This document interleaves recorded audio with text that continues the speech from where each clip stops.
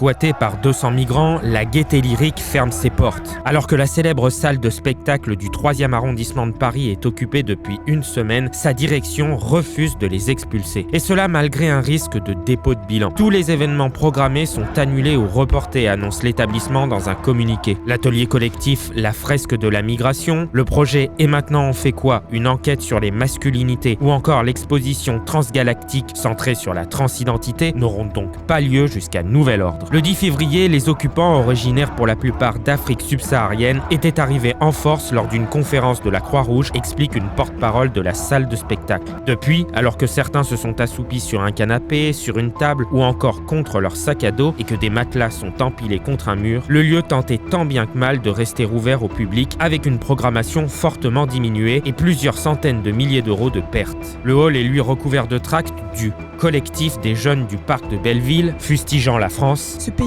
qui, en nous colonisant, est devenu l'une des plus grandes puissances économiques mondiales. Ou affirmant que l'État s'obstine à nier notre existence et à mener une politique de non-accueil toujours plus raciste et répressive. En plus d'un toit, les principales revendications sont le respect de la présomption de minorité et une prise en charge immédiate par l'ASE, l'aide sociale à l'enfance. De son côté, la mairie de Paris a assuré être en discussion, notamment avec la région Île-de-France, pour trouver un endroit pouvant accueillir ces migrants, la ville ne disposant pas actuellement de locaux vides accessibles du jour au lendemain. Un transfert vers l'ancien lycée Brassailles dans le 15e arrondissement, inoccupé depuis 2023, a été envisagé mais refusé par le maire LR de l'arrondissement, Philippe Goujon. Je refuse totalement d'accueillir plusieurs centaines de personnes en situation irrégulière. Ce sont des gens dont la minorité n'est pas avérée. Par ailleurs, avec 28 000 logements sociaux et plus de 2000 places d'hébergement pour des personnes en difficulté, le 15e prend toute sa place dans les politiques de solidarité. En charge de l'hébergement d'urgence, la préfecture de la région Île-de-France évoque pour sa part, auprès de l'AFP, une occupation illicite d'un bâtiment par des migrants reconnus majeurs par les services sociaux de la ville de Paris. En attendant, la Gaîté Lyrique, qui emploie 60 salariés, se retrouve dans une situation critique, privée d'une grande partie de ses recettes.